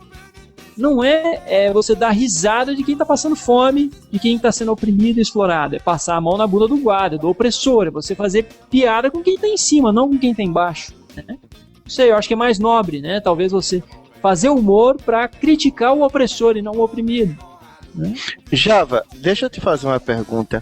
O que é que tu acha, por exemplo, de um deputado como o Feliciano, que ele tem um discurso, e aí lógico eu vou invocar o Java político e ainda quero ter o aspecto psicológico e sociológico também. O que é que tu acha de um político exercer um cargo onde se deve preservar as minorias, e ele está lá na Comissão de Direitos Humanos e Minorias justamente para defender os interesses que vão contra essas minorias? Então, dentro do ponto de vista do Congresso, como é que você faz uma leitura de um Congresso onde permite que uma pessoa vá lá atacar justamente o direito das minorias em uma comissão que surgiu justamente para defender seus direitos, e qual o perfil de um homem que diz que não sai lá, só sai de lá no último dia do mandato dele? Isso eu até fiz um vídeo, eu fiz um vídeo inclusive muito inspirado no vídeo do Matheus, do Homens Racionais. Assim, de fato, botaram a raposa no galinheiro, né? Pra cuidar do galinheiro, né? Isso é nítido, né? E assim, e o que eu tenho lido, assim, muito por cima e não consigo entender muito bem, outros aqui talvez entendam melhor, é que há uma grande responsabilidade de grandes partidos ali, do PT e do PMDB, que deixaram isso acontecer de certo modo. Eu não sei como isso aconteceu, mas parece que esses dois grandes partidos que são majoritários têm uma responsabilidade muito grande nisso e estão sendo omissos em relação a isso, tá? Então, assim, é o fim da picada mesmo, é a raposa cuidando do galinheiro numa área complicadíssima, porque direitos humanos não é só LGBT, né? Tá essa história tudo. Eles estão querendo passar isso, então a bancada evangélica está querendo passar isso, de que direitos humanos é só de LGBT, isso é o fim da picada, que direitos humanos são direito dos presidiários, direito de quem está num leito de UTI agonizando e não tem direito a uma morte digna, né? Então é quem não tem acesso à saúde, educação, direitos humanos é tudo isso, né? E os caras estão tentando reduzir. Eu não sei quem foi que fez um vídeo em Boggs, me ajuda aí, que justamente fez um vídeo abordando essa questão de as minorias, acho que foi o Yuri Greco. As minorias, elas estão sendo, onde elas deveriam receber um certo suporte nessas comissões. Inclusive a ideia de alguns parlamentares do PSC é fazer um plebiscito para que as pessoas decidam se é possível ou não o casamento entre homossexuais. E mais, tem um agravante aí. O Supremo Tribunal Federal já decidiu a favor da união civil entre pessoas homossexuais. Então não seria uma lei ordinária que poderia modificar isso. E nem uma emenda constitucional. Preste bem atenção nisso, tá? Porque nem uma emenda constitucional poderia violar um direito inviolável, uma coisa que é considerada basicamente pétrea, porque, se eu não me engano, a decisão do Supremo Tribunal Federal foi baseada nos direitos humanos. Então, consequentemente, nenhuma emenda constitucional, somente uma outra Constituição poderia atacar esse tipo de direito. Então, como é que tu enxerga, do ponto de vista desses congressistas, o que é que se passa na mente de pessoas para, mesmo sendo atacados pela opinião pública, de serem tão inflexíveis? O que é que está faltando a esses parlamentares? É flexibilidade, responsabilidade, ou é simplesmente uma disputa de poder? Disputa de poder, certamente. Para mim isso é claro. É um jogo grande de poder e eles estão, e com essa projeção toda, estão se mostrando coesos, tá? E alguns analistas, eu li um artigo do Jânio de Freitas que, nossa, estão ficando coesos e já estão mirando 2014 aí, né? Então, para poderem adquirir mais poder do que já tem, o qual é desproporcional pra caramba. Então esse poder da bancada evangélica não é proporcional, inclusive, ao segmento evangélico no Brasil, a proporção de evangélicos no Brasil. Eles já têm um poder acima da fatia que eles representam. Então parece que vai ficar mais complicado se a gente não agir. Exatamente. Eu já andei. Deixa eu só concluir. Olha a farofa. Olha a farofa, cara. Só para concluir. Eu já andei até discutindo isso com um amigo nosso, o amigo Pirula. Eu cheguei para ele e disse: Pirula, eu vou te lançar como candidato da internet. Lógico, é uma grande brincadeira, mas é uma brincadeira séria. Como nosso grande candidato, em breve aguardem o vídeo, vou estar lançando oficialmente, de brincadeira, mais sério, o Pirula como nosso candidato à internet a deputado federal. Pode aguardar, em breve essa brincadeira vai acontecer aqui e a gente vai tentar comparar o currículo de uma pessoa como o Pirula, por exemplo, uma pessoa como o Frank Java, com outras pessoas que tem aqui, o próprio Thales e outras figuras aqui importantes do pessoal, do Yuri Greco, né, e de outras figuras, com o currículo de parlamentares que tem lá no Congresso Nacional. Vocês estavam falando que... não entendi. Estão querendo colocar como direitos humanos fossem os direitos do LGBT, é isso? Isso é muito ruim porque quem for contra só essa coisa especificamente vai ser contra os direitos humanos, se conseguirmos tocar esse ponto. Eu entendi disso que vocês falaram ali disso. Tipo... Eu não entendi nada, mas eu também não entendi nada. Tirar essa voz aí, pelo amor de Deus, tá péssima essa voz. Como intérprete. Inclusive, eu vou entrar de rivalidade, eu vou lançar o Pokémon como candidato a presidente. Legal. Mas gente, posso falar um pouquinho? Pode. Não. É o seguinte, quando a gente fala desse poder religioso, é complicado. Eu já assisti alguns canais ateus, e o que acontece? A gente está falando em dois níveis de pensamento distintos. Quando um religioso ele fala, ele está usando a emoção dele. Quando um ateu fala, ele está usando a razão, em alguns momentos a emoção também, mas em outro cômodo do cérebro dele. Então o que acontece?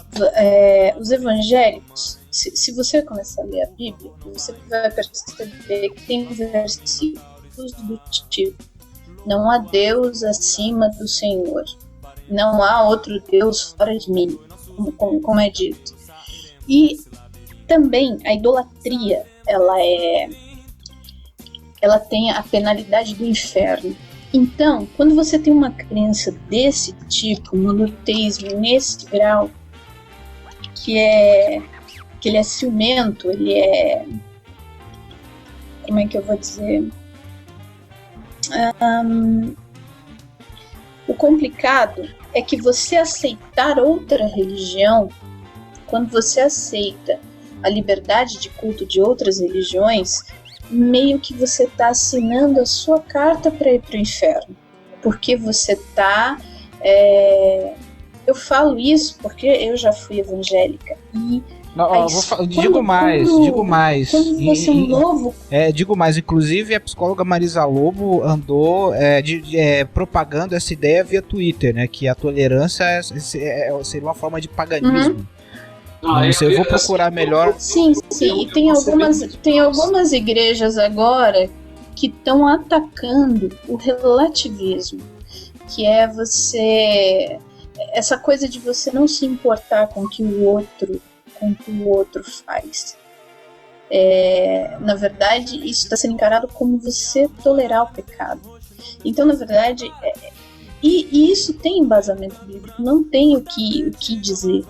E quando você é um novo convertido, acontece uma coisa muito estranha, porque eu não nasci evangélica, eu me converti, depois eu saí da igreja. O que acontece?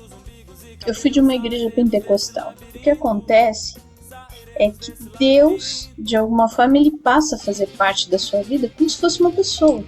É o seu amigo imaginário. E o que acontece é que você fica apaixonado por Deus. É essa a palavra correta.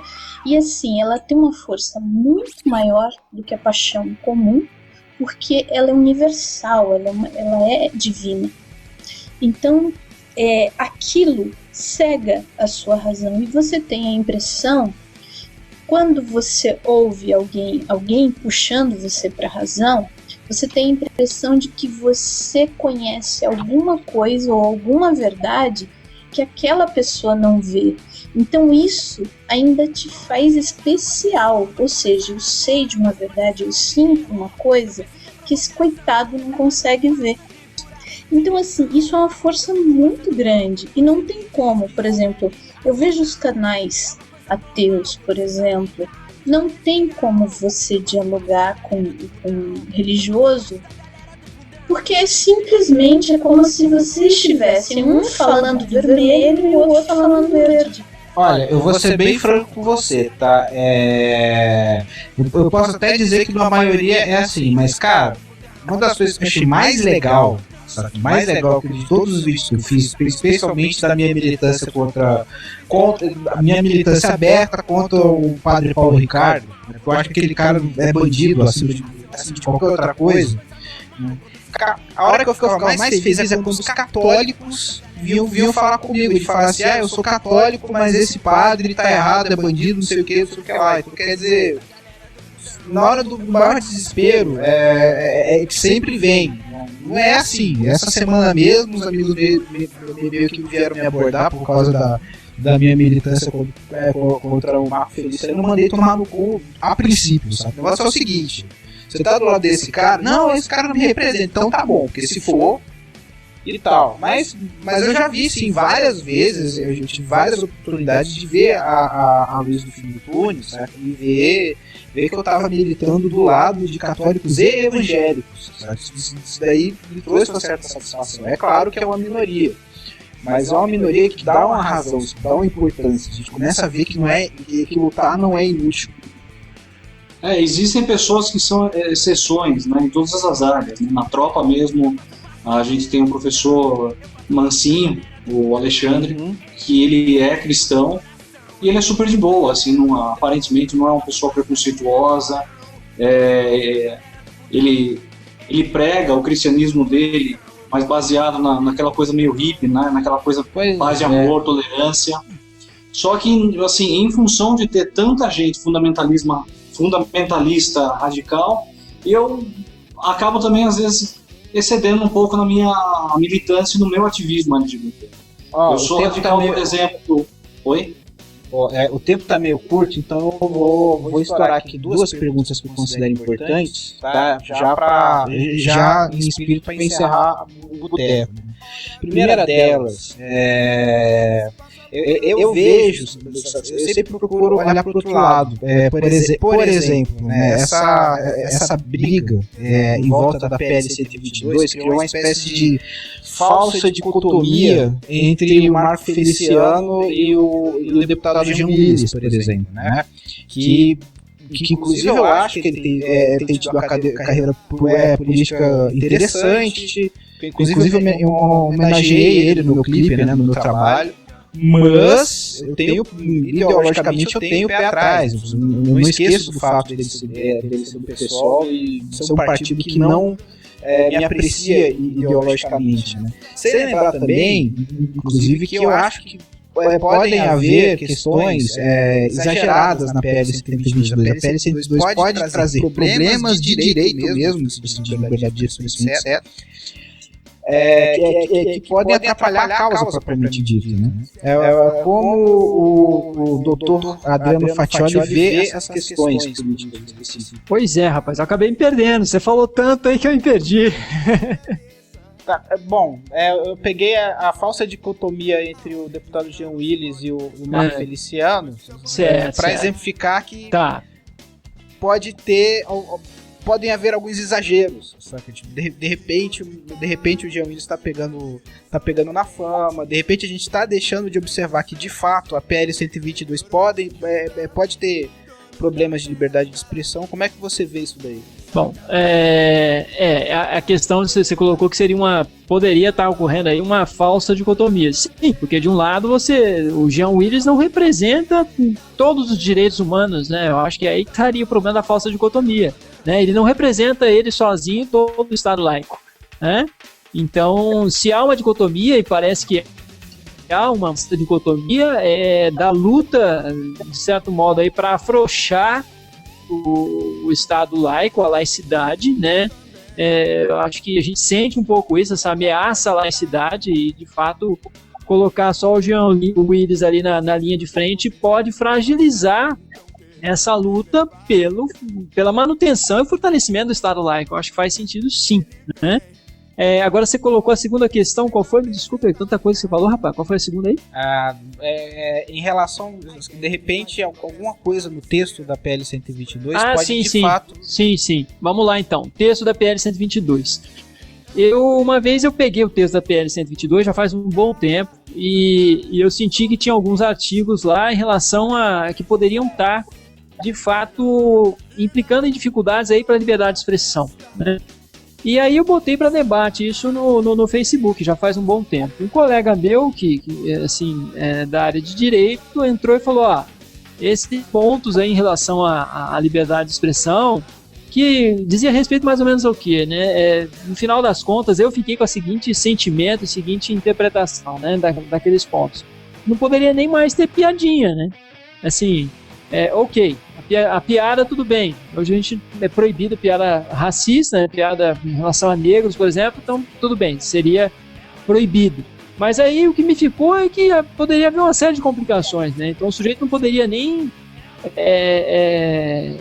qualquer coisa que o sujeito fizesse poderia ser interpretado como uma piada, né? O sujeito de repente, sei lá, dá uma desmunhecada e aí ele já, de alguma forma, poderia ser processado em função disso. E como é que você vai saber o que é piada, o que não é, e quem é efeminado e quem não é, o que está ocorrendo de fato e o que não está, né?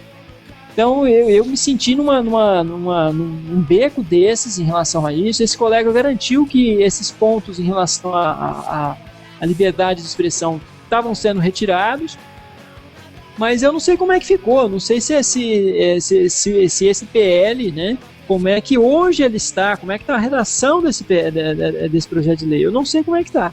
Agora, esse ponto relacionado à liberdade de expressão me parecia sim um calcanhar de Aquiles aí do projeto, tá? Eu não sei como é que está hoje, então não tenho muito o que dizer, né? Galera, tem uma coisa a dizer a respeito? Com relação ao Estado laico, ensino jurídico nas escolas iria ferir o Estado laico. Mas se a escola for particular, aí acho que não interfere, né? Olha, por exemplo, nos Estados Unidos, né, você tem uma emenda específica à Constituição que proíbe qualquer forma de ensino, sabe? De você misturar ciência com religião. Não entra religião na escola, nem fudendo. Não entra? Criacionismo lá, pegando fogo. Como é que tá? Não entra na escola. Só que, tipo, não entra? Uhum. O bicho tá pegando lá, rapaz, no sistema educacional deles. O criacionismo tá entrando em algumas escolas, em alguns estados com força total. Vê o documentário sobre o caso Denver, né? Que foi o caso onde o evolucionismo e o criacionismo foram colocados em julgamento, assim. Com julgamento. Ou seja, uma nação que é extremamente religiosa, não se enganem, saca? Do tipo... Essa histeria pentecostal que a gente está tendo aqui no Brasil, esse modismo pentecostal, lá nos Estados Unidos é tradição, há muito tempo. Sabe? Agora lá existe sim uma limitação muito grande da entrada de questões religiosas na escola, assim. Ou seja, a galera vai aprender essas coisas na igreja.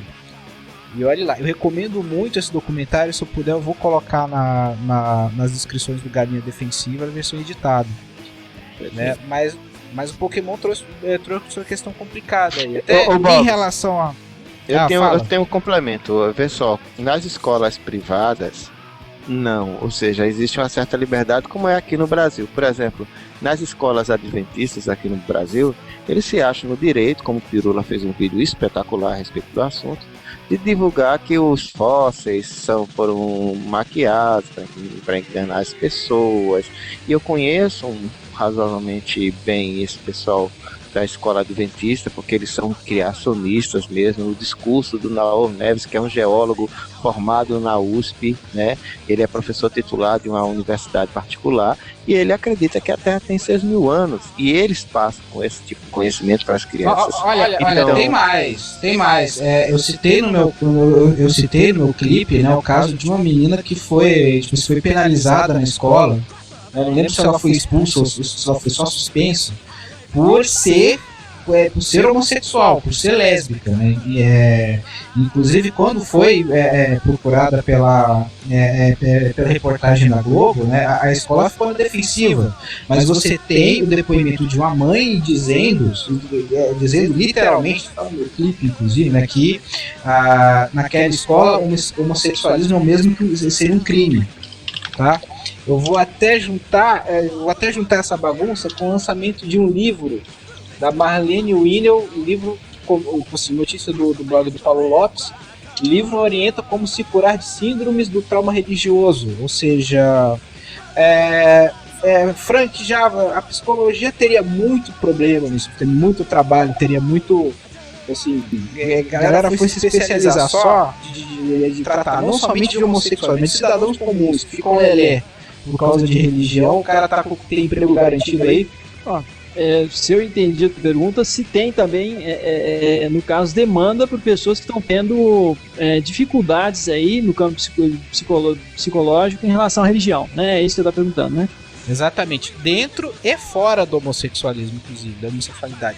Sim, já tive pacientes que tinham dificuldades nesse campo. Tinha um paciente que simplesmente sentia uma culpa muito grande em relação a Deus, né? Diz que ele estava longe de Deus e assim, boa parte da terapia no início teve uma relação muito forte com isso. Também tive muitos pacientes espíritas, mas aí não é necessariamente em função do kardecismo, mas que queriam fazer, por exemplo, hipnose, queriam fazer a incorporação dentro do consultório, tá? Então... E eu atualmente observo que no SUS, no CAP, Centro de Atenção Psicossocial, eu tenho observado um outro caso de algumas pessoas que são exploradas nas suas igrejas, tá? Sejam elas de qual denominação for. Você veio um caso no catolicismo, que eu me lembro agora, um caso no protestantismo. Então, pessoas que estavam sendo dois casos no protestantismo, estavam sendo muito exploradas mesmo nas suas igrejas. Aí que boa parte dos problemas que elas estavam para mim tinham relação com essa exploração que elas estavam sofrendo. Estamos praticamente acabando a baderna aqui, que já deu 1h40 de bagunça, né? Por favor, tenha um dó do editor do Galinho. Alguém tem algum comentário a fazer? Essa pergunta eu quero deixar no ar, é uma relação. Esse hangout, a gente fugiu um pouco do assunto. Eu quero deixar principalmente para o Frank Java, para que quando ele se despeça, ele dê a sua argumentação final. Mas, na minha opinião, como preconceituoso que eu sou e sempre fui, muito mais antigamente e muito menos hoje em dia, graças principalmente ao YouTube, tão menosprezado o YouTube, que me deu tanta informação, mas eu acabei sintetizando tudo isso da seguinte maneira: eu acho que a homossexualidade ou a homofobia, ela está diretamente relacionada ao machismo. Então, a Flávia citou diversas vezes a Bíblia, e eu acho que isso foi muito prudente, porque a Bíblia, primeiro que nós vivemos num país predominantemente religioso e predominantemente cristão, ou seja, tem a Bíblia como um manual de instruções e de ética moral. Ela, embora muitos acreditem que seja a palavra de Deus, ela representa a moral de uma determinada época, a época do bronze, onde o machismo imperava, porque naquela época não existia, como existe hoje, o combate ao machismo, ou seja, aos direitos, à igualdade, à liberdade da mulher. Então, se você for analisar sobre essa ótica, é muito natural que seja muito difícil que você combata essa alternativa ou esse desvio padrão do comportamento sexual num país onde se tem ainda como norma, como educação, o machismo. E quando eu falo machismo, eu não digo só para os homens, mas sim para as mulheres também, porque os homens e as mulheres são machistas. Então, o que o machismo mostra principalmente? Ele mostra o quê? A mulher como um objeto. A mulher, ela vale menos. A mulher, ela é para ser penetrada, é para enfiar nela, é para ela fazer os desejos do homem. É por isso que se admite tanto o homossexualismo feminino, ou bissexualismo, como queiram alguns. Deus castiga esse homem, pô. Não, e o pessoal tava lá nos comentários dizendo que tava com saudade do vovô Tunado, não. Vamos esperar o vovô Tunado voltar. Então vamos esperar o vovô Tunado voltar, ele vai terminar de falar. Agora também fiquei puto. Bota a ordem aqui desse puteiro. Ele retomou aquilo que a gente falou no início, de que a homofobia tem uma relação muito forte com a subjugação da mulher e com a desvalorização do feminino, né? Desvalorização da mulher mesmo. Então a luta contra a homofobia é uma luta do feminismo também. Então a gente tem que ter uma luta forte do feminismo que tem tudo a ver aí pra gente lutar contra a homofobia. Basta ver as piadas de gosto duvidoso que são feitas, né? Principalmente no Galinha. Não. Vovô Tunado, termine a sua fala. Vai, Júlio. Júlio, liga o microfone. Liga o microfone, cara. Isso aí é censura, vocês estão contando isso que eu falo. Essa minha internet é uma merda. Eu vou tirar a imagem que eu acho que... não sei se... Bom, deixa lá. Então é o seguinte, por que os homens têm esse fetiche de mulheres homossexuais ou bissexuais? É porque elas continuam sendo objeto.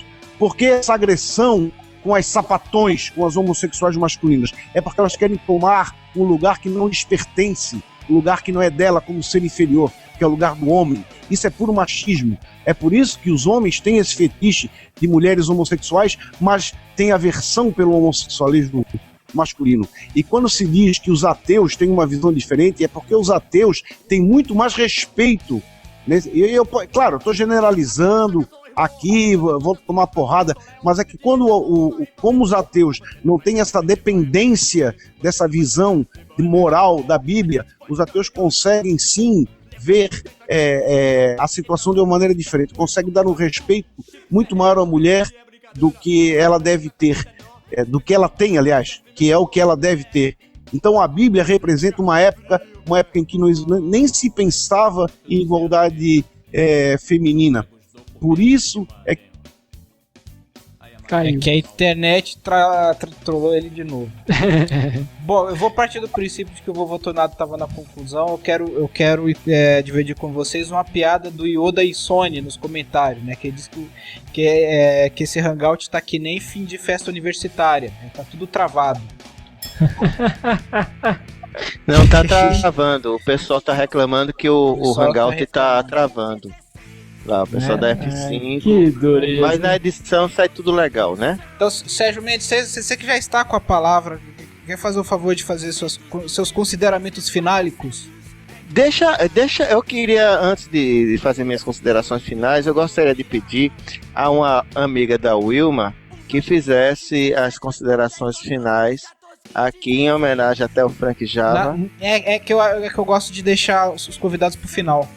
Ah, tá bom. Então, pessoal, canal O Questionador, essa semana a gente vai estar soltando, a gente já fez alguns vídeos sobre essas verdades científicas da Bíblia no canal Questionador. Repito, não faço necessariamente vídeos contra a religião e sim contra religiosos. e ataco veementemente pessoas que eu entendo que querem deturpar a moral, a lógica, a ciência e querem atrapalhar o meio de campo. Eu sou uma pessoa veementemente contra a presença do Marcos Feliciano, e não é porque eu sou contra religiosos naquela comissão, mas é porque a figura do Marcos Feliciano, o que ele disse, o que ele representa, é totalmente contrário ao significado daquela comissão. E mais do que isso, tem muitos outros deputados exercendo funções totalmente descabidas, e a gente vai falar sobre isso, talvez no decorrer da semana ou mais tardar até o final da outra semana. Então vamos estar atentos, vamos estar vigilantes, vamos estar questionadores, né? E sempre atacando essas aberrações, essas loucuras que estão acontecendo em nome da fé. Isso não é fé, isso é um movimento levantado para defender interesses políticos, interesses econômicos e financeiros. E estejam vigilantes, como a Flávia falou, é oportunismo político, e como o Java falou, é um grupo que está crescendo em representatividade, e a gente não pode ficar simplesmente esperando o dia de amanhã. A gente tem que fazer o dia de amanhã acontecer. Um grande abraço a todos, o Questionador SXM, canal O Questionador, estamos aguardando vocês. Marquinho, seus consideramentos finálicos, você que chegou no meio da festa. Minhas considerações são que, na maioria das vezes, a moralidade está a serviço da imoralidade. Eu tenho medo quando alguém chega dizendo: não, vamos moralizar. As maiores atrocidades foram feitas em nome da moral. Eu tenho medo. Falou pouco, mas falou tudo, cara. Só sucesso. É Pokémon, fala devagar. Deixa eu pensar mais um pouco. Deixa eu ver por último. Não. Por último vai ficar o Frank convidado. Tá muito gostosa. Eu esqueci o que eu ia falar. Ai. Eu esqueci o que eu ia falar. Você mandou tão bem, cara, naquela sua última pergunta. Tá bom. Sim, bebê. Vamos fazer um agradecimento para a NES, que agora tem uma parceria com a Igreja Evangélica, ou sei lá o que das contas, de cortar o nosso hangout toda hora. Os caras estão usando ataque de dodós. Isso aí, que inspiração. Então tá. Wilma, minha querida, você tá na escuta? Socorro! O que é isso? A Wilma foi dormir, mas ela mandou avisar que adorou o Hangout, muito produtivo. Muito produtivo. E é isso mesmo, tá bom? A Gorete aqui. Gorete. Agradece por ela, tá bom? Beijo. O que você tem na sua pochete? Tem gilete? Então tá, obrigado. Fox Salema, que é praticamente uma galinácea aqui do Galinha. Eu sou a raposa no galinheiro, né? Literalmente. Não tenha medo. Seus consideramentos finálicos. Então, foi falado muito sobre como boa parte das pessoas que são preconceituosas, elas tentam utilizar a máscara da moral e dos bons costumes, né, em defesa da família e da religião. Então, eu sinceramente acho que assim, pessoas que são fundamentalistas, elas deveriam ficar longe da nossa política. E eu não falo isso apenas pensando na comunidade LGBT, não. E sim, também em outras religiões que existem e nas pessoas ateias. Para quem gosta de música e humor, é só dar uma conferida no meu canal, né, do YouTube, antes que façam piadinha sem graça. E é isso, valeu, Boggs, pelo convite aí. Só sucesso. Eu sou Maestro Boggs, do canal Maestro Boggs, e aqui do Galinha Defensivo. Né, eu gostaria, vou voltar a fazer aquele pedido pra galera pra colaborar aí com o Spam de Jesus, do meu clipe, né, por favor. Inclusive, esses dias eu andei postando por lá no Facebook do Marco Feliciano, né. E eu fui bloqueado no Facebook do Pizzaria Brasil. Por favor, levem o meu clipe ao canal do Pizzaria Brasil, seria muito útil. Voltando ao assunto, né, uma coisa que me assusta, sabe, de todos os argumentos de quem ainda tem a pachorra de defender o Marco Feliciano, é a ideia de que o Marco Feliciano estaria sendo usado como bode expiatório em relação, por exemplo, à Comissão de Constituição e Justiça. Tem 2 mensaleiros lá. Por que esse argumento me assusta? Porque é verdade. Né? Seria muito bom se essa militância em LGBT pegasse o embalo e descesse o cacete também nos mensaleiros que estão lá protegidinhos no Congresso Nacional com a sua imunidade parlamentar. Agora eu vou dar a palavra a Flávia Soares, a primeira convidada especiálica. Por favor, seus consideramentos finálicos. Primeiro eu agradeço por ter me chamado e espero que eu tenha podido contribuir, principalmente para abrir os olhos. Como o Fox falou, eu acho que uma das coisas que traz o preconceito é a falta de conhecimento. Muita gente alia a homossexualidade, a pedofilia, a promiscuidade. Na verdade não é assim, a gente tem relacionamentos como outros casais quaisquer. Não tem diferença. Assim, a gente paga a conta, a gente vai pro shopping, e eu acho que o fato dessa briga contra o casamento gay tá justamente nisso, porque aí o padrão de achar que a gente somos todos promíscuos, que não temos nenhum compromisso com nada, vai começar a cair por terra, porque as pessoas vão começar a aparecer. E eu acho que é disso que eles têm medo. Mas, enfim, agradeço a participação, de poder ter participado. Valeu, Flavinha. E agora nosso grande convidado, Frank Java ou Adriano Fatioli. Você não vai caracterizar o seu personagem, não? Não. Faz um casal bonito. O Frank Java com a... Tem que pôr a dentadura, dar um trabalho do cão. Imagina os dois se beijando, que gracinha que ia ser. Pois é, ia ser uma bateria de dente ali, ia ser um batuque de dente do cão, né? Bom, eu quero agradecer a todos vocês também, tá, pela participação. Eu nunca tinha participado de um Hangout, foi a primeira vez. Aprendizado sempre, né? E é engraçado, né? Porque o Hangout ficou longo, né? Bem longo, e a minha impressão é de que a gente não conseguiu debater quase nada. Não é brincadeira, não. A né? minha também. Também. Bom, eu para fechar esse Hangout, eu quero colocar alguns pontos bem rápido em relação a alguns pontos que a gente não falou, faz exatamente isso. Fala o que te faltou assim para completar o Hangout de todos os pontos. Certo. Então vamos lá, né? Eu tava conversando com um colega de YouTube que conhece meu canal bem desde o início lá, quando nem era Frank Java ainda, que é o Gerson Deutner, lá de Caxias do Sul. E o Gerson, conversando com ele um pouco antes do Hangout ontem, ficaram algumas coisas muito interessantes, os insights do Gerson, que eu acho que são muito interessantes. Ele colocou que ele fez a seguinte colocação, que esses padres pedófilos, na verdade eles são padres, muitos deles homossexuais, que foram expostos a crianças. Eu achei interessante essa hipótese, né?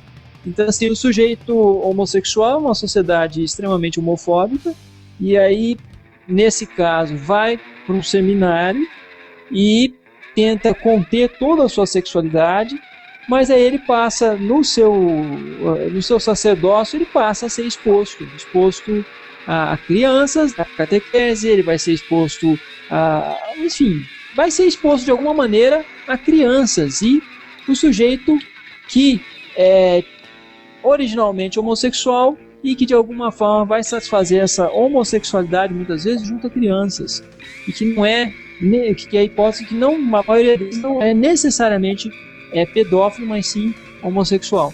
E é interessante essa gênese da pedofilia também, porque o pedófilo tem uma correlação muito grande entre pedofilia e pessoas que não estão conseguindo exercer a sua sexualidade.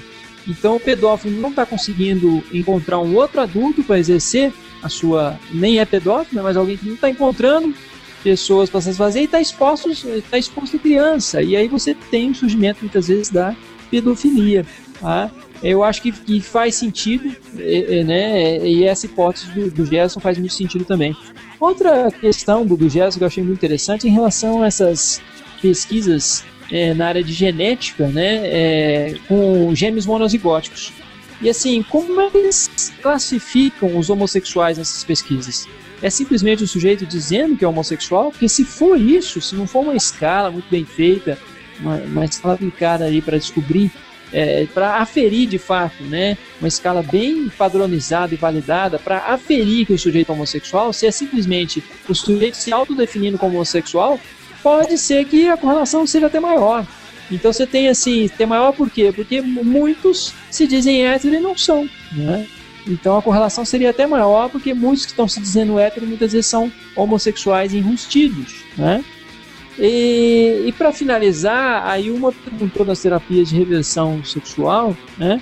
E eu fiz um vídeo só para isso, tá lá no meu canal, tá? Que é o Projeto Cura Gay. E a resposta que eu dei pro Malafaia também, Malafaia dessa psicologia, eu coloco alguns trechos do projeto, do que eu falo do Projeto Cura Gay. Essas terapias fracassaram na história, tá? E até agora não se criou nada eficaz nem seguro em relação a isso. Então, liberar e colocar aí o projeto aí da bancada evangélica, fazer esse projeto vingar e isso virar lei seria um pouco desastroso, talvez. Por quê? Porque seria como colocar no mercado uma medicação que não foi testada suficientemente, os testes já foram feitos, todos foram reprovados, né? Então, esse tipo de tratamento, a história tem reprovado. Não quer dizer que vai existir, que não vai nunca existir, tá? Que fique claro isso. Então, pode ser que a ciência descubra alguma coisa nesse sentido ainda, né? Então, assim, mas até agora o que existe é que esse tipo de tratamento provocou mais malefício do que benefício, tá? Então é mais ou menos isso, e quem quiser ter mais detalhes, recorra a esses vídeos aí que eu citei. Eu acho que o Júlio também fechou com aquilo que a gente tinha colocado no vídeo, que é muito importante. Então a luta pelo movimento LGBT tem que estar muito associado com o movimento feminista mesmo, porque a homofobia tem uma relação muito grande com a aversão ao feminino, né? E no caso com a subjugação das mulheres, que é algo muito característico da nossa espécie, né? Gente, é isso, só tenho a agradecer. É engraçado que eu tô falando aqui, só parece o Marco Freitas aqui na tela, né? Mas acho que talvez seja isso mesmo, né? Porque provavelmente você selecionou um Marquinhos. Enfim, antes de encerrar, eu gostaria de pedir um pouco de educação por parte dos rapazes, porque tá todo mundo assediando sexualmente a Gorete nos comentários aqui do Hangout. Por favor, olha aí. Para com essa sacanagem. Agora que eu vi, eu tinha selecionado o Marcos, foi isso. É isso aí, galera. Não podemos resistir, é muita beleza. Oh, yeah. Então é isso aí, galera. Até a próxima.